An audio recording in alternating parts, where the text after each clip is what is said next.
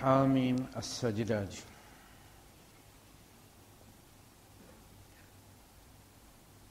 آیت نمبر ہے اس کی 30 ان الذین قالوا احمده واصلی علی رسوله الکریم اما بعد فاعوذ باللہ السمیع العلیم من الشیطان الرجیم بسم اللہ الرحمن الرحیم ان الذين قالوا ربنا الله ثم استقاموا تتنزل عليهم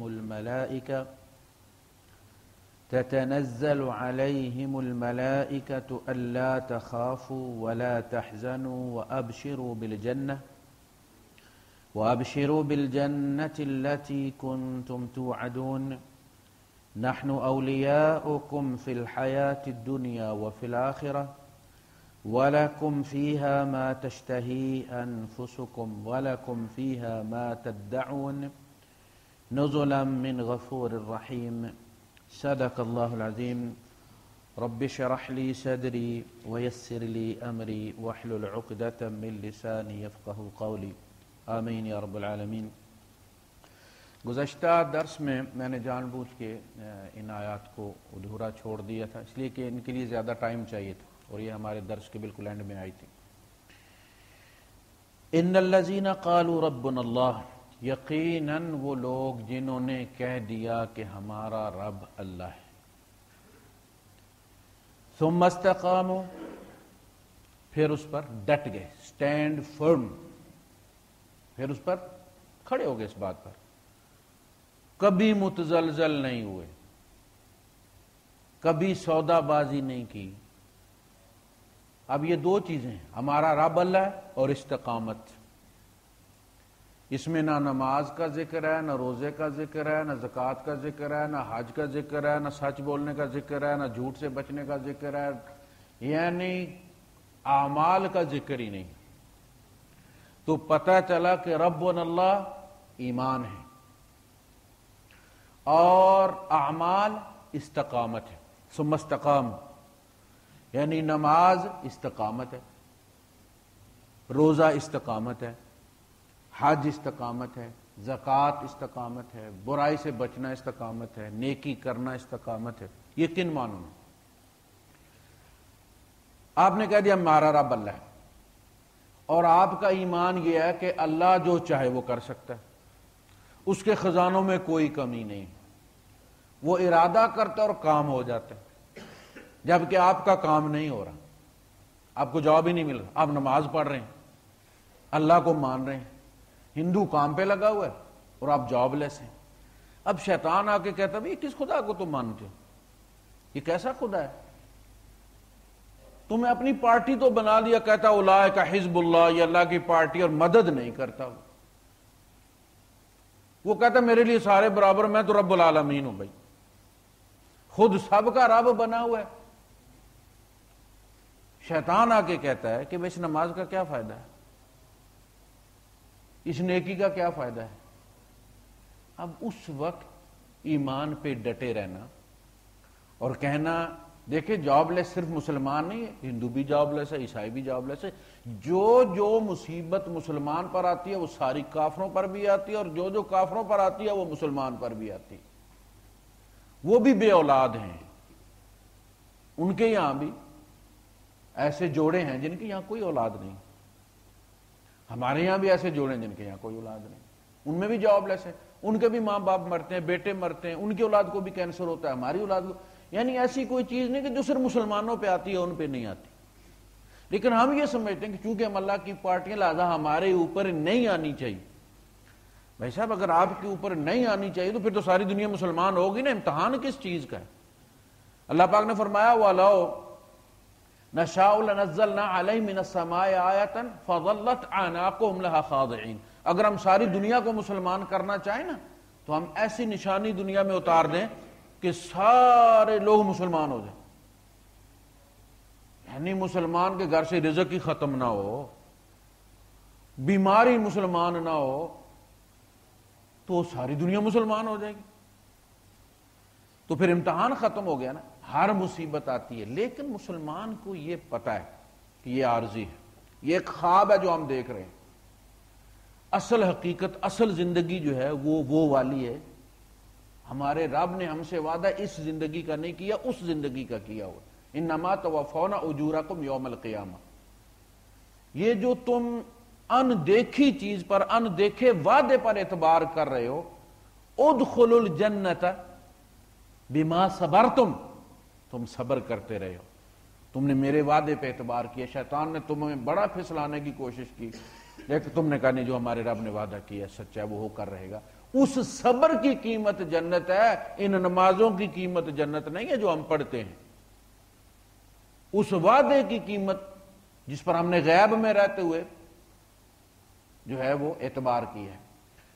تو اس قسم کے وسوسوں میں ڈٹے رہنا کرنی چاہیے. اولاد نہ دے تو بھی ہمارا رب وہی ہے. کوئی یہ کہے چلو فلاں جگہ جا کے خاک کھاؤ، فلاں دربار کا طواف کرو تو اولاد ہو جائے گی. بھائی نہیں، وہ میرا رب ہے، اگر وہ دینا چاہے تو دے سکتا ہے، مسئلہ ہی کو نہیں. مجھے کہیں اور جا کے طواف کرنے کی کیا ضرورت ہے؟ یہ اسی طرح ہے کہ کسی ایک عورت کا جو ہے وہ کوئی عورت اسے کہے کہ تیرا مرد بچے پیدا نہیں کر سکتا، تو چل میں تمہیں ایک مرد بتاتی ہوں، یا میرے مرد کے پاس آ، میں تمہیں بچہ دلواتی ہوں. بالکل اسی طرح ہے کہ اللہ نہیں دے رہا، چلو دولے شاہ سے لے لیتے ہیں، اللہ نہیں دے رہا غریب نواز سے لے لیتے ہیں. بالکل اس کو روحانی زنا کہا گیا ہے شریعت. اللہ پاک نے فرمایا بنی اسرائیل تو وہ عورت ہے جس نے پہلی رات اپنے شوہر سے بے وفائی کی. ابھی تمہارے پاؤں سے دریا کی مٹی اتری نہیں تھی کہ تم نے موسیٰ سے کہا کہ اجعل لنا الہا کما لہم آلہہ. دریا پار کیا انہوں نے تو دیکھا کہ جنگل میں لوگ بیٹھے ہوئے یعکفون علی اصنام لہم وجاوزنا ببنی اسرائیل البحر. ہم نے ان کو پار کرایا سمندر، دشمن سے جان چھڑائی. فَأَتَوْا عَلَىٰ قَوْمٍ، ان کا گزر ہوا ایک گروہ پر، يَعْقُفُونَ عَلَىٰ أَصْنَامٍ لَهُمْ، وہ اعتکاف کر کے بیٹھے تھے اپنے بتوں کے سامنے. ایک نے بت ادھر رکھا ہوا، دوسرے نے بت ادھر رکھا ہوا، تیسرے نے ادھر رکھا ہوا، کسی نے شمع رکھی ہوئی ہے، اور کنسنٹریشن ہو رہی ہے، مراقبہ اور ٹیلی پیتھی سیکھی جا رہی. یہی ہمارے کرتے ہیں نا، صوفی بھی یہی کرتے ہیں، یہی جوگی بھی کرتے ہیں. ساتھ کی جھاڑی کے نیچے ہندو سادھو بیٹھا ہوا ہے، تھوڑا سا ادھر کر کے کوئی پیر صاحب بیٹھے ہو. تو انہوں نے کہا، یا موسیٰ علیہ السلام سے کہا کہ اجعل لنا الہا، انہوں نے پروپوزل دی موسیٰ علیہ السلام کو کہ ہمارا بھی ایک بت بنا دو. کما لہم آلہہ، وہ مشرک ہیں، ہر ایک نے اپنا بت بنایا ہوا ہے، تو ہم ایک بڑا سا بنا دے لیکن سب کا ایک ہی بنا دے، ہم تو عید والے ہو جائیں گے، ایک بت کو پوجیں گے نا، تو مونوتھیزم ہو گیا نا. اجعل لنا الہا کما لہم آلہہ قال انکم قوم تجہلون، کہا تمہارا دماغ خراب ہے، تمہارے اندر عقل نام کی کوئی چیز نہیں ہے، جاہل ہو تم لوگ. میں بتوں سے تمہاری جان چھڑا کے لایا ہوں، اتنے پاپڑ بیلیں 40 سال محنت کی، ابھی دریا تم نے پار کیا، میں پھر تمہیں بتوں کے سامنے. قال ابغیکم الہا، ابغی غیر اللہ، دیکھو غیر اللہ ابغیکم الہا وہو فضلکم علی العالمین، میں اللہ کو چھوڑ کے تمہیں الہ بنا دوں جبکہ اس نے تمہیں فضیلت دی. تو اس قسم کے حالات میں کہ مصیبت آئی ہوئی ہے، جاب کوئی نہیں ہے، اولاد نہیں ہو رہی ہے، جدھر جاتا ہے دروازہ بند ہے اور بندہ ڈٹا ہوا نہیں، کچھ یہ چیزیں تو کچھ بھی نہیں، وہ رب میرا وہی، اس میں میرے لیے کوئی بھلا ہوگا، میرے لیے کوئی خیر ہوگی، مجھے بچا رہا ہوگا. ان حالات میں ثابت قدم رہنا، نماز پڑھتے رہنا، زکوٰۃ دیتے رہنا، قرآن پڑھتے رہنا، ذکر کرتے رہنا، نیکی کا دامن. اور بندہ دیکھتا ہے کہ یار فلاں بندہ جو ہے وہ شراب پیتا ہے اور وہ بھی رمضان میں، اور اس کی ترقی ہو رہی ہے اور ہے بھی مسلمان، اس کی ترقی ہو رہی ہے، اور میری جو پہلی نوکری تھی وہ بھی چھوٹ گئی ہے. تو شیطان آ کے کہتا سوچو خدا ہے بھی کہ کوئی نہیں، یہ کیسا خدا ہے؟ اگر وہ شیطان کا کام کر رہا ہے تو شیطان تو اس کو سپورٹ کر رہا ہے، پھر شیطان تو اس کو پروموشن دلا رہا ہے. تمہارا رب کو خاموش بیٹھا ہوا بھائی. ان حالات میں، ان وسوسوں میں اس بندے کا ثابت قدم رہنا بہت بڑی بات ہے، یہ کوئی معمولی چیز نہیں ہے. یہ نمازیں اس کے سامنے کچھ نہیں، وہ جو صبر ہے اگر وہ نہیں ہے تو نمازیں چلی جاتی. یعنی اگر انسان کے اندر اپنے رب کے خلاف گلہ پیدا ہو جائے، اس کا اظہار نہ کرے، وہ ڈرتے ہوئے مولوی صاحب سے کہ مولوی صاحب کہیں گے تم مرتد ہو گئے ہو، دل میں چھپا کے اس نے رکھا ہوا کہ نہیں یار کوئی نہیں، بس اللہ والی بھی ایسے ہی بات ہی ہے، بس وہ دوسروں کا تو کام کرتا چلا جاتا ہے، ہماری دفعہ کیا ہے. یعنی ہمارے ایک ساتھی ہیں، انہوں نے بڑے عجیب الفاظ استعمال کیے اس کے لیے. ایک بوڑھا آدمی تھا یہاں پہ، غریب سا، بوٹا نام تو، طویل داڑھی، ہماری مسجد میں نماز پڑھتے تھے، بھی پاکستان گئے، وہ گاڑیاں وغیرہ صاف کرتے ہیں. تو غریب آدمی ہے، کمپنی کا ویزا لگوایا ہوا اس نے، یہاں 30 سال ہو گئے اسے، اور بلدیہ پکڑ لیتی ہے، کام نہیں کر سکتا، بوڑھا آدمی ہے، وہ گاڑی واڑی صاف کرتا ہے، ویزا کمپنی کا لیا ہوا اس نے، بلدیہ پکڑ لیتی ہے، جرمانہ کرتی ہے. پروسٹیٹ کا آپریشن کروایا ہے، کامیاب نہیں ہوا ہے، پیشاب ہر وقت چلتا رہتا ہے، درد سے ساری رات تڑپتا رہتا ہے. وہ صاحب کیا کہتے ہیں؟ کہتی ہیں یار یہ بندہ اتنے ایمان والا ہے، اتنے ایمان والا ہے، نماز نہیں چھوڑتا، دیانت دار اتنا ہے کہ بندہ اس کے حوالے گاڑی کر کے گیا ہوا ہے، خود مصر گیا ہوا ہے، گاڑی کہہ گیا میری صاف کرنا، اور وہ بندہ روز گاڑی صاف کرتا ہے. میں نے اسے کہا کہ یار تو تیسرے چوتھے دن کر دیا کر، کون سا وہ یہاں پر ہے؟ کہتا نہیں جی میں پیسے لیتا ہوں نا، اب یہ وہ نہیں ہے، خدا تو ہے نا یہاں پہ. تو چونکہ میں نے روز صاف کرنے کا اسے وعدہ کیا، لہذا روز صاف کرتا. اور جو دوسرے صاف کرنے والے ناتور، وہ ایک بالٹی میں 4 گاڑیاں صاف کرتے ہیں، یہ ایک بالٹی میں صرف 1 گاڑی صاف کرتا ہے. کیوں؟ دیانتداری سے، کہ گاندھ دوسرے کی پہ ملے آدمی جا کے، یار اگر میرے پاس وہ کھڑا ہوتا بندہ تو کیا میں اس گندے پانی سے اس کی گاڑی صاف کرتا یا وہ مجھے کرنے دیتا؟ کبھی نہیں. تو وہ نہیں ہے، خدا تو ہے نا، میرا ایمان تو خدا پر ہے، اس بندے پر تو نہیں ہے. یعنی دیانتدار اتنا، نمازی، بعض دفعہ فاقہ بھی ہو جاتا ہے، بیمار ہے، دوائی کے پیسے کوئی نہیں، تو اس کے الفاظ کیا ہیں کہ یار خدا اس سے کیا مانگتا ہے، کیوں اس کو مشکل میں ڈالا ہوا ہے؟ خدا اس سے ڈو مور کا تقاضا کر رہا ہے. یہ ڈو مور بڑی بدنام اصطلاح ہے. کہتا ہے جیسے وہ والا کہتا ہے ہمارے ملک کو ڈو مور، خدا اس سے کیا چاہتا ہے؟ خدا اس کو کہتا ہے ڈو مور، اور وہ کیا کرے؟ کب اس کے حالات بدلے گا اللہ؟ اچھا اس بندے کو کوئی گلہ نہیں ہے جس پہ یہ سب گزر رہا ہے، اس کو کہتے ہیں مدعی سست گواہ چست. جس پہ گزر رہا ہے اس کے دل پہ رب نے ہاتھ رکھا ہوا ہے، اسے رب سے کوئی گلہ نہیں، وہ ہر وقت رب کی تعریف کرتا رہتا. وہ جو ساتھ دیکھنے والا ہے اس نے اپنی گمراہی کے لیے اس کو ذریعہ بنایا ہوا. دیکھیں عجیب بات ہے، جب آدمی بھٹکتا ہے تو کہاں سے بھٹکتا ہے. موسیٰ علیہ السلام کی والدہ سے جب بیٹا دریا میں ڈلوایا، پھینکوایا اللہ پاک نے، تو فرمایا کہ وہ ایسے تھوڑی کوئی ماں اپنا بیٹا دریا میں پھینکتی ہے، کبھی ایسا ہوا ہے؟ فرمایا ہم نے اس کے دل پر ہاتھ رکھا اور اتنا بڑا فیصلہ کروا لیا اس سے. ہم نے لولا ربطنا علی قلبها، ہم نے اس کے دل کو نہ پکڑ کے رکھا ہوا تھا کبھی نہ. ہم نے وحی کی، اوحینا الی ام موسیٰ ان ارضعیہ فاذا خفت علیہ فالقیہ فی الیم. اگر بندہ مومن ہو تو مصیبت بعد میں آتی ہے، رب ہاتھ پہلے رکھتا ہے. اس لیے کہ وہ 70 ماؤں سے زیادہ پیار کرتا ہے. آپ کو پتہ ہے ماں بچے کے ساتھ کیا کرتی؟ اس نے رحمت جب پیدا کی، رحمت اللہ پاک کی مخلوق ہے، فرمایا جب اللہ پاک نے رحمت کو پیدا کیا تو اس کے 100 حصے کیے، اس کو 100 حصوں میں ڈیوائیڈ کیا، ایک حصہ پوری مخلوق میں تقسیم کی، ایک حصہ رحمت کا پوری مخلوق میں تقسیم کی، انسانوں کے اندر بھی حیوانات کے اندر بھی. حضور نے فرمایا کہ اس رحمت کی وجہ سے گھوڑے جیسا وحشی جانور اپنے بچے پر قدم نہیں رکھتا.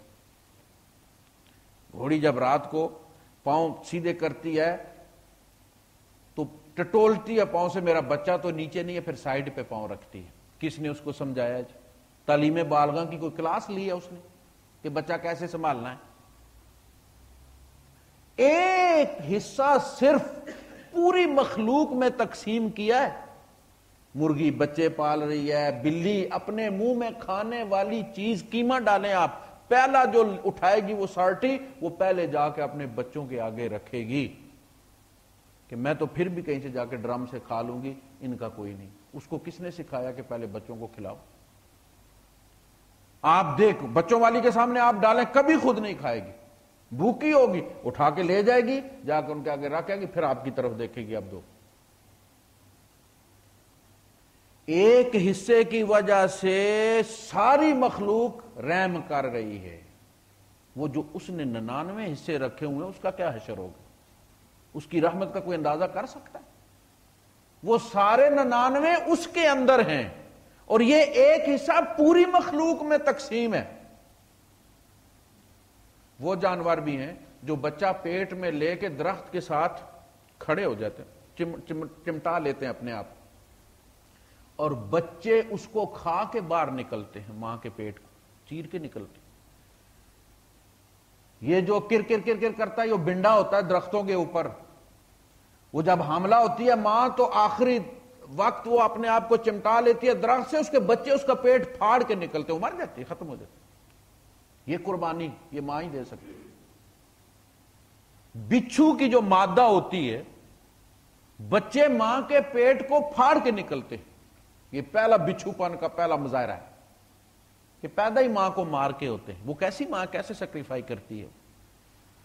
ایک حصے کی وجہ سے ساری مخلوق اتنا رحم کر رہی ہے جس کی ہستی کے اندر باقی 99 حصے ہیں. کیا ہوگا؟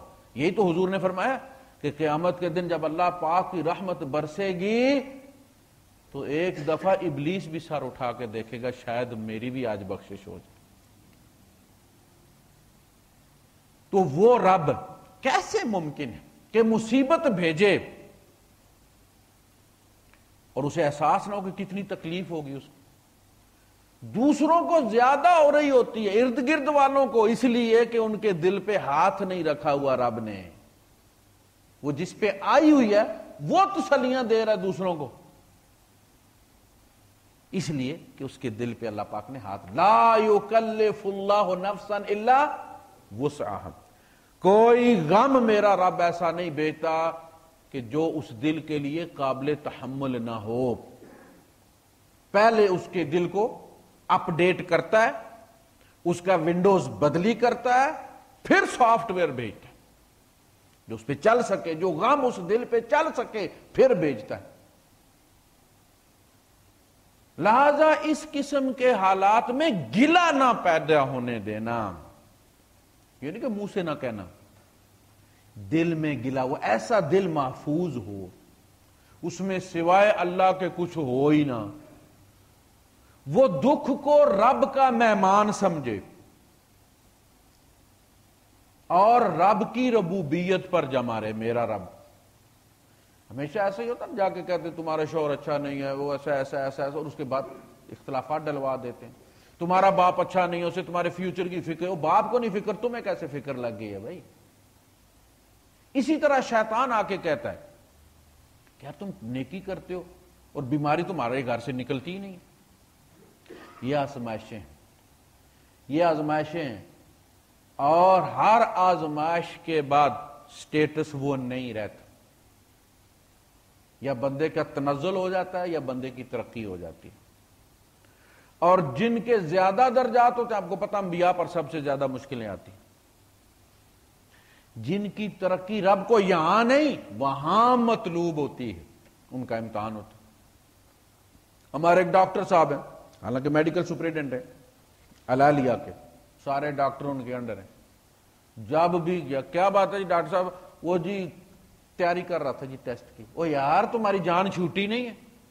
اور نہیں جی دیکھیں نا، اس کو برقرار رکھنے کے لیے نئے نئے ٹیسٹ آتے ہیں، نئی نئی دوائیاں آتی ہیں، نئے نئے پروسیجرز آتے ہیں، ان سب کو اپنے آپ کو اپڈیٹ رکھنے کے لیے امتحان دینے پڑتے ہیں. تو انسان کی زندگی، بچہ جب بھی آتا ہے اسکول سے سالانہ امتحان دے کے آخری پیپر، تو بیگ اٹھا کے ادھر پھینک دیتا، جان چھوٹے. میں نے کہا بیٹا نہیں جان چھوٹے گی، ہم بوڑھے ہو گئے، ہماری نہیں چھوٹی، تمہاری کیسے چھوٹی؟ اب اگلی دفعہ بستا اس سے بڑا ہوگا. چوتھی کا اتنا تھا نا، پانچویں کا اتنا ہوگا، پانچویں کا اتنا تھا، چھٹی کا اتنا ہوگا. میں نے کہا یہ تو بیگ کو پھینک دینے سے امتحان ختم نہیں ہوگا کہ 15 دن کی چھٹی ہوگی، مہینے کی چھٹی ہوگی، اس کے بعد پھر تم نے چڑھ جانا آگے. تو انسان ایک امتحان سے دوسرے امتحان میں، دنیا کی ترقی کے لیے، اسی طرح آخرت کی ترقی بھی اللہ پاک نے فرمایا وَلَلْآخِرَةُ أَكْبَرُ دَرَجَاتٍ وَأَكْبَرُ تَفْضِيلًا. دیکھو آخرت میں اس سے بڑے درجے اور اس سے بڑی ترقیاں ہیں، بڑی فضیلتیں ہیں. وہاں تم حسرت کرو گے کہ یار ایک امتحان کی دیر تھی. دیکھنا ابراہیم علیہ السلام کو اللہ پاک نے یہ مقام کیوں دیا؟ آزما کے دیا. وَإِذِ ابْتَلَىٰ إِبْرَاهِيمَ رَبُّهُ، جب اللہ پاک نے ابراہیم کو بلویا، ہلا کے رکھ دیا. ہر پلوٹھی کا بیٹا چھری کے نیچے لٹا دیا. اِنَّ هَٰذَا لَهُوَ الْبَلَاءُ الْمُبِينُ. اللہ پاک فرما رہا ہے بہت بڑا امتحان. میں نے عرض کیا نا کہ ہم ختنے نہیں بچے کے کروا سکتے، وہاں جا کے کھڑے ہوتے ہیں جہاں بچے کے رونے کی آواز نہ آئے، اس سے بھی اذیت ہوتی ہے. اور بیٹے کو کہا جائے کہ تو خود ذبح کر، ذبح کروا بھی نہیں، خود ذبح کر. قال انی جاعلک للناس اماما، انہوں نے فاتمہن، انہوں نے اس کو ایسے پورا نہیں کیا، فاتمہن، اے سٹار کے ساتھ پاس کیا ہے، رائی کے دانے کے برابر بھی کوئی تزلزل نہیں آیا. کہا ہم نے تمہیں انسانیت کا امام بنا دیا ہے. سارے نبی ان کی نسل میں، وَجَعَلْنَا فِي ذُرِّيَّتِهِ النُّبُوَّةَ وَالْكِتَابَ، آئندہ سارے نبی ساری کتابیں ان کی پشت میں رکھتے، ان سے آئیں گے. تو امتحان جب بھی ہوتا ہے، یہ ہم یہاں ہیں، یہ پورا ایگزامینیشن ہال ہے، 42,000 مربع میل کا. تو یہ جو 42,000 کلومیٹر ہے، یہ ایگزامینیشن ہال ہے. امیر کا الگ امتحان ہے، غریب کا الگ امتحان ہے. ایگزامینیشن کے حال کے اندر اس کا کیمسٹری کا ہو رہا ہے، اس کا میتھ کا ہو رہا ہے، اس کا فزکس کا ہو رہا ہے، اس کا بایولوجی کا ہو رہا ہے، اس کا اردو کا ہو رہا ہے. اسی طرح ایک ہی گھر کے اندر مختلف لوگوں کا مختلف امتحان چل رہا ہے. یہاں ایک ایک واقعہ امتحان ہے. خوشی امتحان ہے، غمی امتحان ہے، نفع امتحان ہے، نقصان امتحان ہے.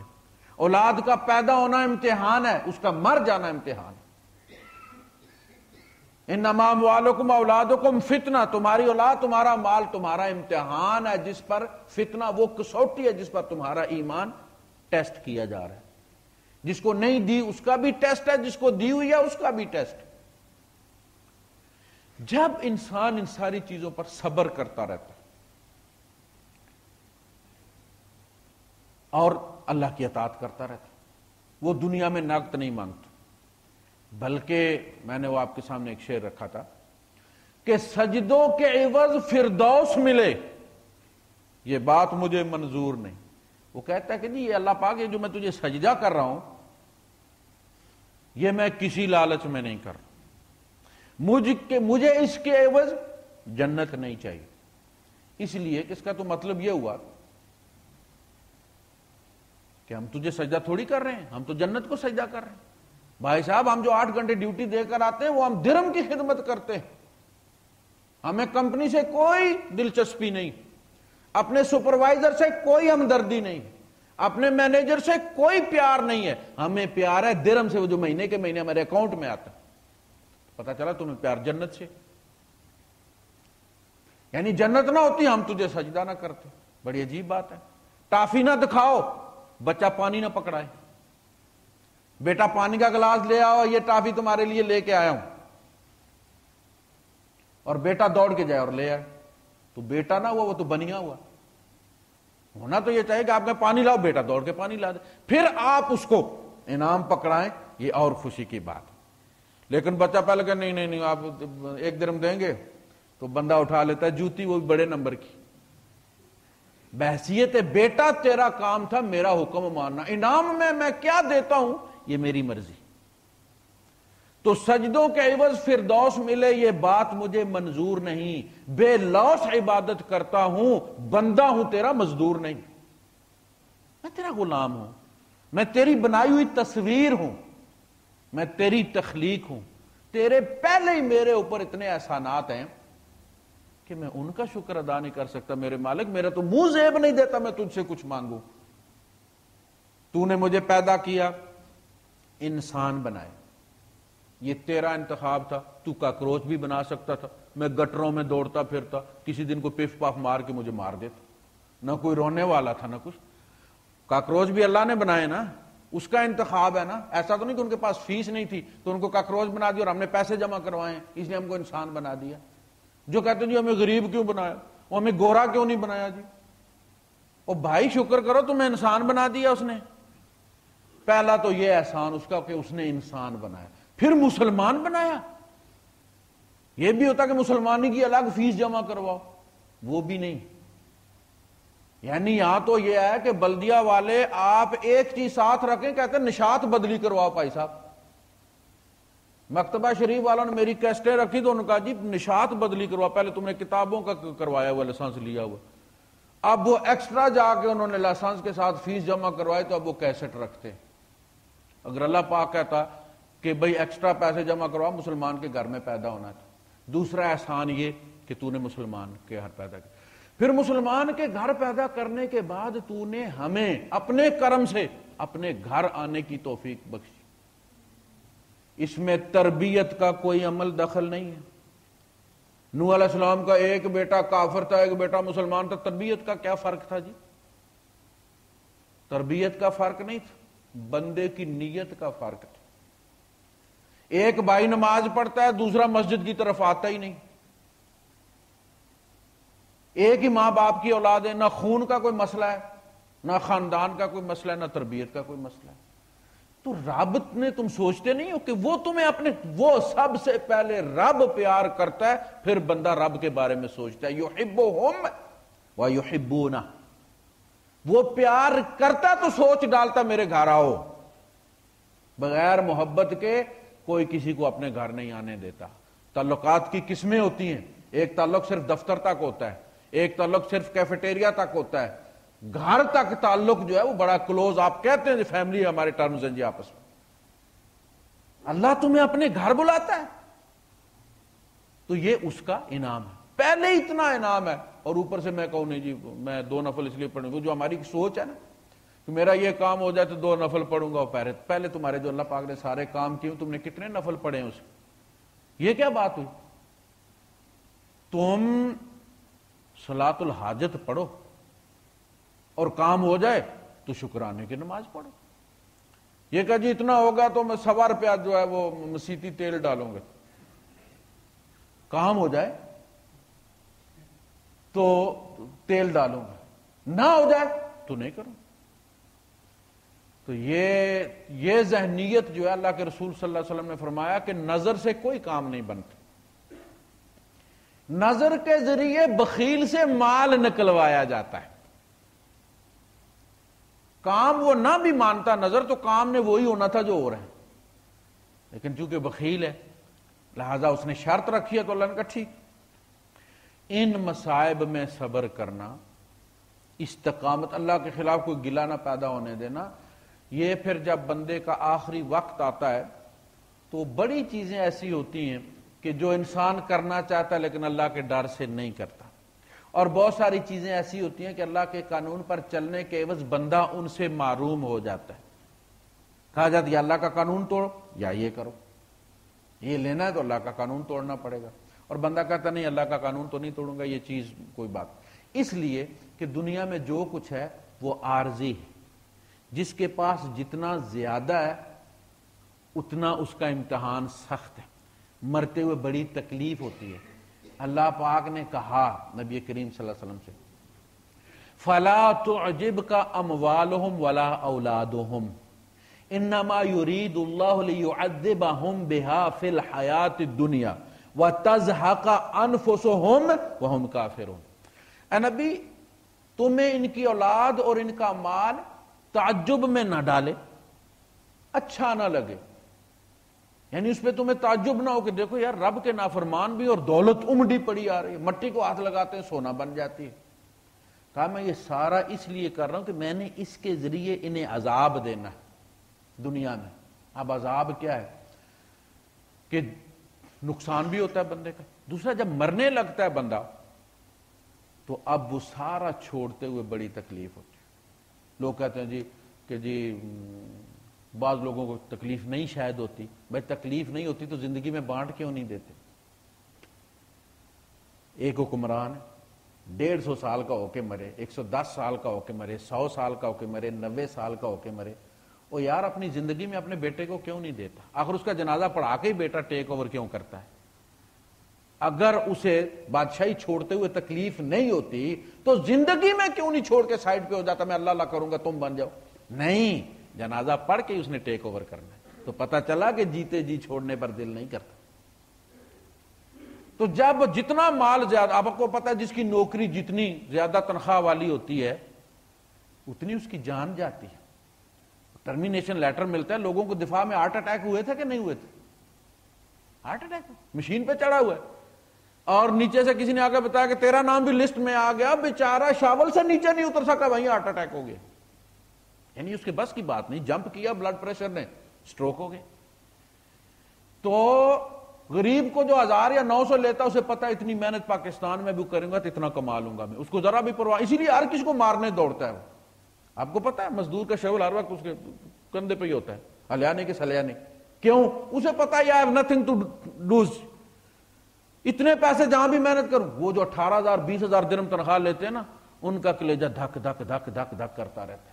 تو اس لیے کہ یہ مال امتحان ہے یہاں بھی اور آخرت میں بھی، یہ چونکہ اٹھا کے جانا ہے ہم نے۔ حضور نے فرمایا انسان کی اس سے بڑی سزا کیا ہے کہ حساب اس سے لیا جائے اور کھائیں دوسرے۔ یعنی اس سے بڑا بھی کوئی عذاب ہے کہ جو میں نے اکٹھا کیا ہے اس کا حساب تو پائی پائی کا میں دوں، اور یار میں نے کھایا ہوا ہوتا تو دے بھی دیتا، چلو پرواہ نہ ہوتی، موج کی ہے صاحب بھی دے دیں گے۔ موج دوسرے کر رہے ہیں، خود 25 سال ایک کمبل میں گزار کے گیا ہے، سارا پاکستان بیچتا رہا، یہاں ایک کمبل میں گزارا کیا ہے، اور پاکستان گیا ہے، ایئر فورس میں کام کرتے تھے۔ ایک دن جس دن انہوں نے مرنا تھا، بیوی سے کہا کہ وہ کمبل جو دبئی سے میں نے بھیجا تھا نکال دو، آج کرنا ہے رات کو۔ تو بیوی نے کہا کہ وہ بچے سوئے ہوئے اس کمرے میں جس کمرے میں پیٹی ہے، تو انہوں نے صبح اسکول جانا ہے، ابھی میں نے پیٹی کھولی تو وہ جاگ جائیں گے تو ان کی نیند پوری نہیں ہوگی، تو آپ کل میں نکال دوں گی، آپ کل کر لیں۔ اس نے کہا پتہ نہیں کیا بات ہے، آج دل کر رہا ہے کہ آج وہ کمبل رکھو۔ اس نے کہا بچوں والی بات کرتے ہیں، دماغ خراب ہو گیا تھوڑا، پنڈی کے تھے وہ، کل نکال دوں گی، کل نہیں آئی، رات کو صبح وہ ناشتے کے لیے جگانے گئے تو وہ اسی پرانے کمبل میں ہی مرا ہوا تھا۔ یہ رونے کی بات ہے کہ خود تو ہم جس اولاد کو پیٹ کاٹ کے ہم کھلاتے ہیں، اپنے جذبات کو مار کے کھلاتے ہیں، دوائی نہیں لیتے ہم کہ پیسے بچ جائیں اولاد کو بھیجنا، میرا بچہ اس کی فیس پوری ہو جائے۔ اس اولاد کو جب آپ یہاں سے ریٹائر ہو کے جاتے ہیں، بچہ پڑھ گیا، ڈبل MA کر لیا اس نے، اس باپ کے ساتھ جو موٹر مکینک ہے، انگریزی کا لفظ نہیں آتا، وہ آدھی باتیں انگریزی میں کرتا ہے،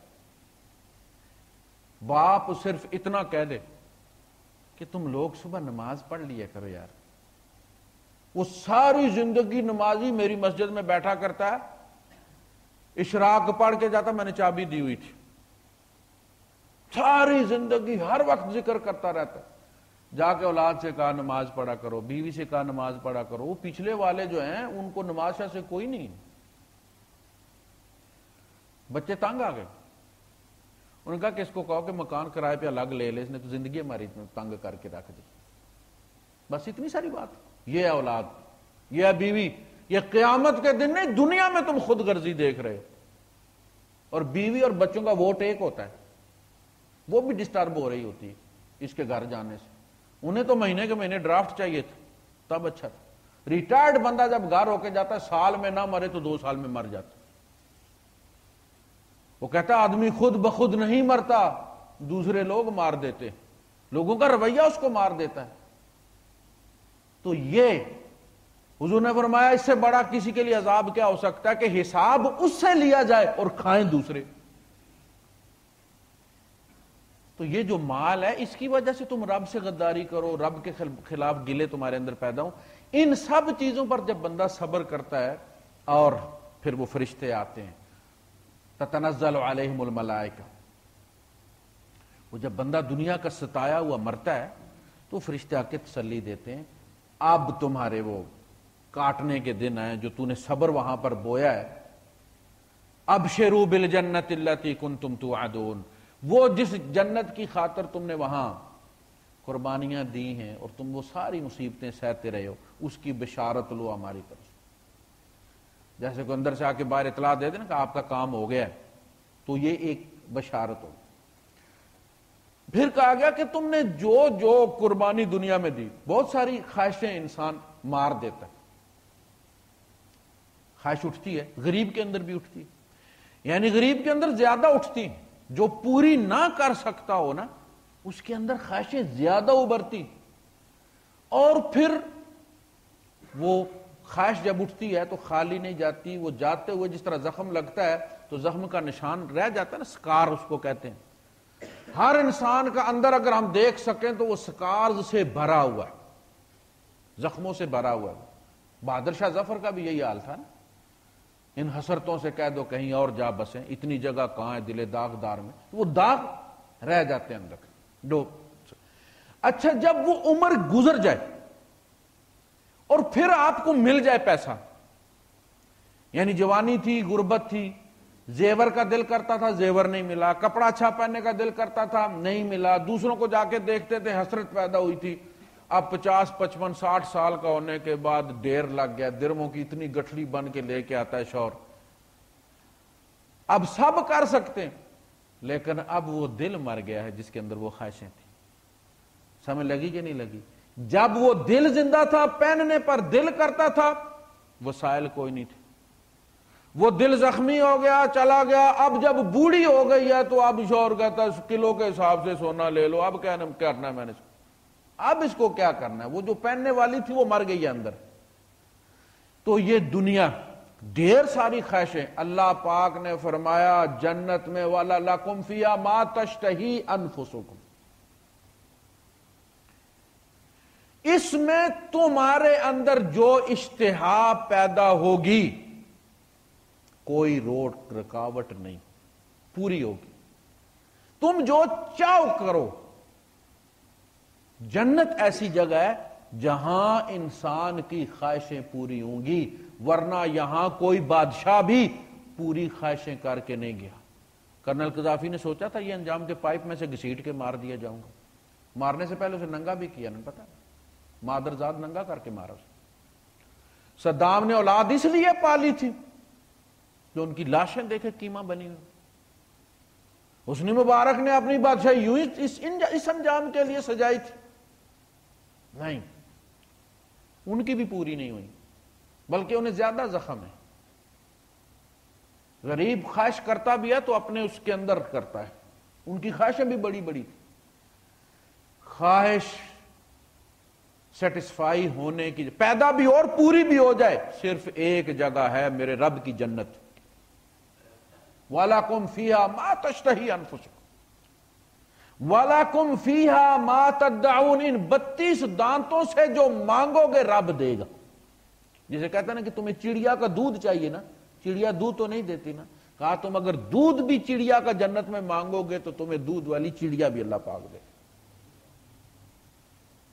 تمہاری خواہش رد نہیں کرے گا، وہ ایک ہی جگہ ہے، اس لیے کہ تم میری خاطر خواہشیں مار کے آئے، اس لیے اب تمہاری ساری پوری کروں گا۔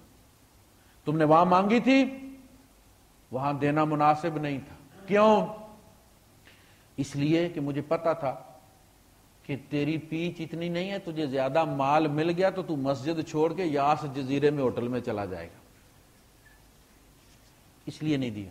میں تمہیں جانتا ہوں، میں نے تمہیں پیدا کیا. بہت ساری چیزیں ایسی ہوتی ہیں کہ اللہ پاک کو پتہ ہوتا ہے کہ یہ میرے لیے اچھی نہیں. ہمارے ایک ساتھی ہوتے، نوجوان ساتھی، یعنی آپ یوں سمجھ لیں کہ وہ 24-25 سال کا تھا، یہیں پیدا ہوا تھا. لائسنس کی ٹرائی دے رہا تھا، 4 سال ہو گئے لائسنس نہیں ملا. سیڑھیاں نماز پڑھ کے اتر رہے تھے، وہ نماز پڑھنے آ رہا تھا. کیا بنا بھائی تمہاری ٹرائی کا؟ پریشان ہو گیا، کہنے لگا جی کوئی نہیں، فیل ہو گیا ہوں. پھر نہیں. میں نے کہا یار اس میں کوئی حکمت ہوگی اللہ پاک کی، اس میں بہتری ہوگی. اسے غصہ آ گیا، کہنے لگا بہتری کیا ہونی ہے، حکمت کیا ہے؟ اللہ پاک مجھے لائسنس دے اور ہٹ جائے درمیان میں سے. تنگ آیا وہ. اور اس لیے کہتے ہیں کہ کسی وقت انسان کے منہ کی قبول ہو جاتی ہے. وہ جو آپ نے سنا لیلۃ القدر کو بندہ ساری رات اینٹ لے کے کھڑا رہا کہ جب وقت آئے گا تو کہوں گا کہ سونے کی ہو جائے. تو ساری رات کھڑا رہا تو نیند سخت اسے آئی ہوئی تھی، اس نے غصے سے پھینکا، کہا سونا نہیں تو سکہ ہی صحیح، اور اسی وقت وہ ٹائم آ گیا وہ سکے کی بن گئی. یہ ایک مثال ہے، حقیقت نہیں ہے. لیکن اکثر ایسا ہوتا ہے کہ منہ سے وہ بد دعا نکلتی ہے اور وہ ٹائم قبولیت کا ہوتا ہے. اگلی ٹرائی آئی، اسے لائسنس مل گیا. لائسنس مل گیا، ٹھیک. بلدیہ میں بھرتی ہو گیا، سیوریج ٹریٹمنٹ پلانٹ پہ مفرق. صبح انجینئر کو ساتھ، 3 انجینئر لے کر جا رہا تھا وہ ساتھ. یہ پیٹرول گاڑی تھی، کروزر. یہ جو مقبرہ ہے اس کے پاس ٹینکر پانی دے رہا تھا کھڑا ہوا درختوں کو جو سڑک کے درمیان ہے، اور دھند اتنی تھی کہ 10 میٹر آگے بھی نظر نہیں آ رہا تھا. اور اس نے سپیڈ ماری ہوئی تھی، فاسٹ ٹریک میں تھا، فاسٹ ٹریک میں کھڑا تھا. وہ مار دیا اس کو. خود بھی مر گیا، 3 انجینئر بھی مار دیے، ایک ٹینکر والا مزدور بھی مار دی. اللہ لائسنس دے اور درمیان سے ہٹ جائے، اور وہ لائسنس نہیں دے رہا تھا. تو بہت ساری خواہشیں ہم سوچ سمجھ کے یہ کہتے ہیں کہ یار اگر مل جائے تو میں بڑا ہی تابعدار ہوں گا، میں ایکسٹرا 2 نفل پڑھا کروں گا، میں روز کا سپارہ پڑھوں گا، میں نہیں بھٹکتا. لیکن اللہ کو پتا ہے کہ میری جب تنخواہ 4-5 ہزار درہم ہو جائے گی تو میں بھٹک جاؤں گا. اسے میری پیچھ کا پتا ہے، وہ نہیں ہونے دے رہا. میری بہتری اس میں. آپ دیکھیں بعض چیزیں ایسی ہمارے اندر پروگرامڈ ہیں کہ وہ ہمارے بس میں نہیں. میں اس کی مثال دیتا ہوں. آپ اپنا دایاں پاؤں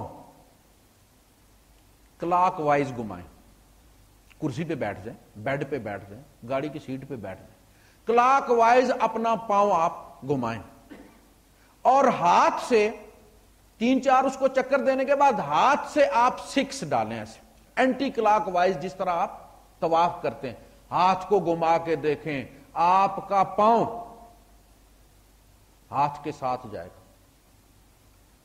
پاؤں کو آپ گھما رہے تھے نا کلاک وائز، ہاتھ کو آپ جب اینٹی کلاک وائز گھمائیں گے تو آپ کا ہاتھ اور آپ کا پاؤں ایک ساتھ پروگرامڈ ہے. پاؤں لازمن آپ کتنا بھی ارادہ کر لیں اکڑ جائے گا، کبھی بھی کلاک وائز نہیں جائے گا. اگر ہاتھ اینٹی کلاک وائز چل رہا ہے تو پاؤں اینٹی کلاک وائز خود بخود چل گا. آپ ارادہ کر کے اسے گھمانے کی کوشش کریں کلاک وائز، وہ اکڑ جائے گا وہاں پہ، لیکن کبھی بھی کلاک وائز نہیں جائے گا، وہ اینٹی کلاک وائز جائے گا آپ کے ہاتھ کے ساتھ. تجربہ کر کے دیکھیے تو پتا چلا کہ آپ کا ارادہ بعض جگہوں پہ کام نہیں کرتا. آپ کتنے بھی نیک نیت ہوں، آپ کی آنکھ اور دل اکٹھے پروگرامڈ ہیں. جو چیز آنکھ کو اچھی لگتی ہے وہ دل کو لازم اچھی لگے گی، تم کتنا بھی ارادہ کرو کہ اچھی نہ لگے. اس لیے کہا کہ آنکھ کی حفاظت کرو. آپ کا کان اور آپ کا دل اکٹھے، کسی کی آواز آپ کے کان کو اچھی لگی ہے وہ دل میں جا کے تیر کی طرح لگے گی. اس لیے کہا گیا کہ عورت نماز میں بھی سبحان اللہ نہ کہے، امام کو گولی نہ مارے، ہاتھ پہ ہاتھ مارے. اس لیے کہ آواز کی بنیاد پر جو محبت ہوتی ہے وہ شکل کی بنیاد سے زیادہ مستحکم ہوتی ہے. اس لیے کہ شکل 2-4 بچوں کے بعد ختم ہو جاتی ہے، آواز جو ہے وہ 60 سال تک اسی طرح رہتی ہے۔ آواز کا جو پیار ہوتا ہے، آواز کی بنیاد پر جو عشق ہوتا ہے وہ زیادہ لانگ لاسٹ ہوتا ہے۔ تو بہت ساری چیزیں اللہ پاک نے ہمیں کہا مکس گیدرنگ میں مت جاؤ۔ اب لوگ سمجھیے ہمارے پیر صاحب ہیں جی، یہ باپ کی جگہ ہیں جی، جی فلاں جو، یہ کیسے ہو سکتا ہے؟ وہ ہمارا خالق ہے۔ تو بہت ساری چیزیں ایسی ہیں کہ جس کے لیے اللہ پاک، چونکہ وہ ہمارا خالق ہے، اس نے ہمیں پروگرام کیا ہے، وہ جانتا ہے کہ کیا کیا چیز کس انداز میں انسٹال کی گئی ہے۔ وہ اگر منع کرتا ہے تو پیار کی وجہ سے کرتا ہے، دشمنی کی وجہ سے نہیں کرتا۔ کہ میں جانتا ہوں واللہ یعلم وانتم لا تعلمون، تمہارا مسئلہ یہ کہ تم جانتے نہیں ہو، اللہ جانتا ہے، لہذا اللہ کی تم مانو۔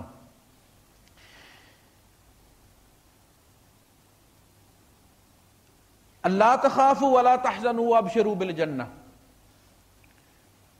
دیکھیں جو بندہ یہاں رہتا ہے اور پاکستان کے لیے اسے پتہ ہے کہ میں نے جانا ہے اور وہ بچت کرتا رہتا ہے، وہاں کوئی سورس آف انکم پیدا کر لیتا ہے جانے سے پہلے، اسے پتہ ہے یہ ہمارا ملک نہیں ہے، ہم نے آفٹر آل یہاں سے جانا ہے، تو وہ اسے کوئی خطرہ نہیں ہوتا۔ وہ بہانے ڈھونڈتا ہے کہ کوئی مجھے فنش کرے، کہ یار اپنی کوٹھی میں جا کے رہیں، یہاں تو ایک کمرے میں رہ کے ساری رات کاکروچ ہی اوپر دوڑتے رہتے ہیں۔ اب بہانہ کیوں ڈھونڈتا ہے؟ اگر میں اپنی مرضی سے ریزائن کر کے جاؤں گا تو سارے تو لعنت کریں گے، گھر والے بھی تو نہیں چاہتے کہ ہم، وہ تو ہمارا، ان کا پتہ حال کیا ہے؟ ان کا حال ہے اے ٹی ایم کارڈ کی طرح جو مشین کے اندر گیا ہوا ہے نا اور پیسے نکل رہے ہیں، کس کا دل کرتا ہے کہ گلف سے وہ کارڈ نکلے؟ ہم تو وہ اے ٹی ایم کارڈ ہیں بھائی صاحب جو گھر والوں نے گھسا دیا ہے گلف میں۔ اب یہاں ہم کس طرح گزارا کرتے؟ اے ٹی ایم کارڈ پہ کیا گزر رہی ہے اندر، اس کے ساتھ مشین کیا اشر کر رہی ہے، ہمیں اس سے کیا ہے؟ ہم تو دیکھتے ہیں نوٹ کتنے نکلے، 500 کے ماشاءاللہ آ رہے ہیں۔ ہمارا ایک ساتھی تھے یہاں، تو وہ کوئی 1.5 سال کا بچہ چھوڑ کے آئے تھے، 2 سال بعد یہاں سے گئے تھے، 3.5-4 سال کا بچہ تھا ان کا۔ تو جب یہاں سے گئے، ہزارے کے تھے وہ، ہری پور کے، تو رشتہ دار آتے جاتے رہتے ہیں، یہ دیہاتوں میں ابھی ہے کوئی تھوڑی سی انسانیت، لوگ آتے جاتے ہیں، ملتے ہیں آ کے، تو پبلک آتی رہی جاتی رہی، بچہ دور سے دیکھتا رہا، بھئی یہ کون ہمارے گھر میں آ گیا، ٹکٹ لگا کے صبح سے دنیا دیکھ رہی ہے اس کو، قریب نہیں آیا، دور سے دیکھتا رہا۔ اچھا جب سب لوگ فارغ ہو گئے تو باپ نے بیٹے کو بلایا، وہ ادھر آؤ، تو آیا نہیں، ادھر سے پوچھتا ہے تم کون ہو؟ تو کہتا ہے کہ میں تمہارا ابو ہوں۔ اس نے ذرا بھی اثر نہیں لیا کہ ابو کیا ہوتا ہے۔ اس نے کہا تمہارا نام کیا ہے؟ اس نے کہا خالد حسین۔ اب اس کی آنکھوں میں چمک آئی، وہیں سے پوچھتا ہے دبئی سے تم پیسے بھیجا کرتے تھے؟ انہوں نے کہا ہاں، پھر دوڑ کے آیا وہ۔ کیوں؟ گھر میں بات ہوتی ہے نا، خالد کے پیسے نہیں آئے، خالد کے پیسے آ گئے، خالد پیسے بھیجے گا، تو اسے پتا کہ یہ وہ پیسے بھیجنے والی مشین ہے۔ تو انہوں نے جب بتایا خالد، اس نے کہا اچھا تم دبئی سے پیسے، ہاں، تو پھر وہ دوڑ کے آئے کہ واقعی اب یہ ابا ثابت ہو گیا پیسوں والا۔ تو جب تک پیسے دیتا رہتا ہے تب تک وہ ابا ہے، جس دن ابا فنش ہو جاتا ہے اس دن گھر والوں کے لیے وہ بوجھ بن جاتا ہے، ہر ایک گھورتا ہے اس کو۔ اور کدھر گئے تھے؟ کدھر گئے تھے سمجھاؤ ابو کو، یہ جدھر جائے تو ہر پوچھتے ہیں کدھر گئے تھے، کہ مجھے عادت نہیں ہے جواب دینے کی۔ یہ حالت ہوتی ہے ان لوگوں کے ساتھ جو یہاں سے پھر چلے جاتے ہیں، تو ان کی خاطر اللہ کی حدیں توڑنا۔ اللہ تحزنوا، دیکھو اب غم مت کھاؤ، تم نے بہت آگے بھیج دیے، تم نے صبر کیا، تم نے لالچ میں تم نہیں آئے، اب لہذا تمہیں آگے کوئی ڈر نہیں، اس لیے کہ تم ڈر دنیا میں کاٹ کے آئے۔ وَابْشِرُوا بِالْجَنَّةِ الَّتِي كُنْتُمْ تُوعَدُونَ نَحْنُ أَوْلِيَاؤُكُمْ فِي الْحَيَاةِ الدُّنْيَا۔ نیک آدمی کبھی خالی نہیں ہوتا، نیک آدمی دنیا میں کبھی اکیلا نہیں ہوتا، فرشتوں کی ایک فوج اس کے ساتھ لگی ہوئی ہوتی، اس لیے کہ ایمان کی وجہ سے اس بندے کے اندر سے نور کی شعائیں نکل رہی ہوتی، اور یہ اس نور کے دیوانے ہیں۔ جس طرح آپ دیہات میں یہ جو اس وقت مٹی کے تیل سے چلنے والا جو گیس ہوتا تھا، جب بجلی نہیں ہوتی تھی جی، یا ابھی آپ کوئی ایمرجنسی لائٹ لے کے چلے تو پتنگے دور دور سے آ کے اس پہ ٹھک ٹھک کر کے اس کے لگتے ہیں، اس طرح فرشتے اس بندے، وہ بازار میں چل رہا ہو، وہ بیڈ پہ سویا ہو، یعنی اس نور کی وجہ سے جو رب پر اس کا ایمان ہے، فرشتے ٹھک ٹھک کر کے آ کے اس کے ساتھ لگتے ہیں. وہ کہتے ہیں کہ ہم دنیا میں بھی تمہارے دوست تھے، لیکن چونکہ ہمیں حکم یہ تھا کہ ہم اپنا آپ شو نہ کروائیں تمہارے سامنے تاکہ ایمان بالغیب قائم رہے. تو جب بندہ مرنے لگتا ہے تو شیطان بھی سامنے آ جاتا ہے، فرشتے بھی سامنے آ جاتے ہیں. اور یہ جو دوست فرشتے ہیں یہ شیطان کو پاس نہیں آنے دیتے تاکہ وہ ہمیں برگلائے نہ، اور اس کے وسوسے والے سگنل جیم کر دیتے ہیں. وہ جیمر کا کام کرتے ہیں وہ فرشتے، اور ہم تسلی سے مر جاتے ہیں. ورنہ شیطان ٹل لگا دیتا آخر کار کہ یہ ایمان کے ساتھ نہ مرے یہ بندہ. نحن اولیاءکم فی الحیات الدنیا وفی الآخرہ، اور آخرت میں بھی ہم تمہارے دوست. قرآن حکیم میں بہت جگہ آیا کہ فرشتے جو حاملین عرش ہیں اور جو دوسرے ہیں تو وہ اللہ کے عرش کا طواف بھی کرتے ہیں، اور ساتھ وَيَسْتَغْفِرُونَ لِلَّذِينَ آمَنُوا وَيَسْتَغْفِرُونَ لِمَنْ فِي الْأَرْضِ، وہ ان کے لیے استغفار کرتے رہتے ہیں کہ اللہ پاک ان کی بخشش فرما دے، بڑی مشکل میں ہے فلاں بندہ. اسی طرح کہا گیا کہ جب بندہ مسجد میں آتا ہے اور فرشتے اس سے واقف ہو جاتے ہیں، جیسے آپ جس طرح سروس اسٹیشن پہ آپ جاتے ہیں تو سکھ کو بھی پتا ہوتا ہے کہ یہ ہمیشہ ہمارے سروس اسٹیشن پر آتا ہے، وہ دور سے ہی جناب کہتا ہے جی مجھے پتا ہے گاڑی کا کیا کرنا ہے. اسی طرح وہ فرشتے جو ہیں وہ اس بندے کو پہچانتے ہیں. جب وہ 2-3 ناغے کر دیتا ہے تو فرشتے ایک دوسرے سے پوچھتے ہیں کہ فلاں کے ساتھ کیا ہوا یار، وہ 2-3 نمازیں نہیں آیا، جماعت میں نہیں آیا. پھر وہ دعا کرتے ہیں اے اللہ اگر وہ بھٹک گیا ہے تو اسے ہدایت دے دے، اور اگر وہ بیمار ہے تو اسے شفا دے دے.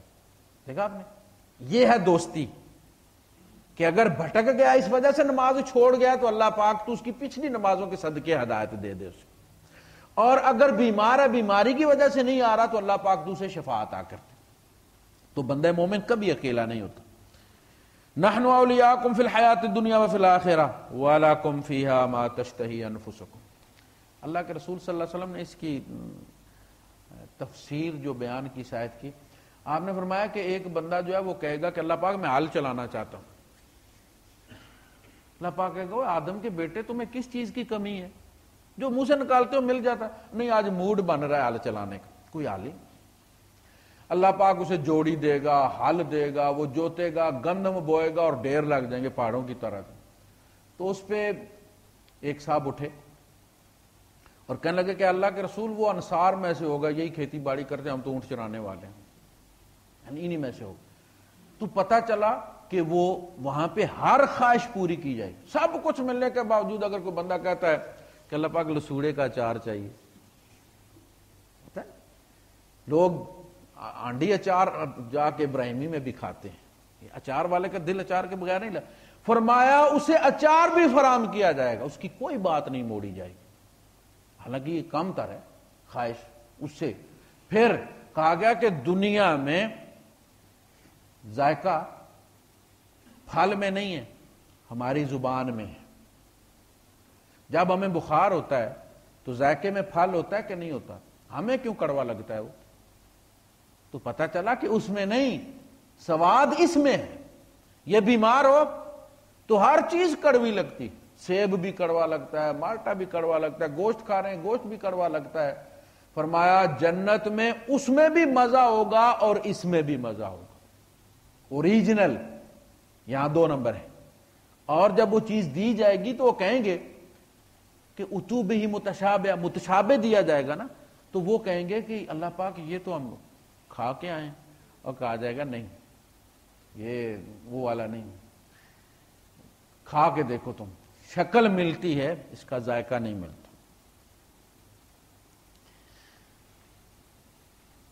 نزلا من غفور رحیم ولکم فیہا ما تدعون، تم جو بھی مانگو گے تمہیں دیا جائے. ولکم فیہا ما تدعون، جو مانگو گے ملے گا. دنیا میں تم مانگتے تھے نہیں ملتا تھا، وہاں تمہیں ملے گا. نزلا من غفور رحیم، یہ غفور رحیم کی طرف سے انٹرٹینمنٹ ہے. نزل جو نازل ہوتا ہے مہمان تو سب سے پہلے جو ٹھنڈا گرم آپ اس کو پیش کرتے ہیں نا، یہ وہ ہے. ابھی آگے دیکھو کیا ہوتا ہے، ابھی آگے کیا ہوتا ہے. یہ نزل ہے صرف. اللہ کے رسول صلی اللہ علیہ وسلم فرماتے ہیں 40 سال ایک بندہ ایک ہی پھل کھاتا رہے گا. وہ فرشتے آ کے کہیں او بابا آگے جاؤ، او بھائی صاحب وہ سمجھے گا کہ اس سے زیادہ کون سا اچھا ہو سکتا، یعنی اتنا ذائقہ آئے گا اسے کہ وہ اور کوئی چیز کھائے گا ہی نہیں، بس اسی کو کھا رہا ہے، سمجھتا ہے کہ اس سے زیادہ فرشتے آ کے کہیں گے او بھائی صاحب آگے ون پونی چیزیں ہیں، تو آگے تو اگلا تو چکھ کے دیکھ اس میں کیا تیرے رب نے رکھا ہوا ہے۔ 40 سال ایک ہی پھل کھاتا رہے گا۔ اور جنتی کا سب سے پہلا جو کھانا ہوگا وہ مچھلی ہوگی، سب سے پہلا جو یہ یہودی نے لکھ کے بھیجا تھا سوال کسی منافق کے ہاتھ حضور صلی اللہ علیہ وسلم سے پوچھنے کے لیے کہ اگر یہ نبی ہیں تو ان سے پوچھو کہ جنت میں جنتی کا پہلا کھانا کیا ہوگا، تو آپ نے پھر فرمایا مچھلی، اور وہ صحیح جواب تھا اس کے مطابق۔ وآخر دعوانا الحمدللہ رب العالمین۔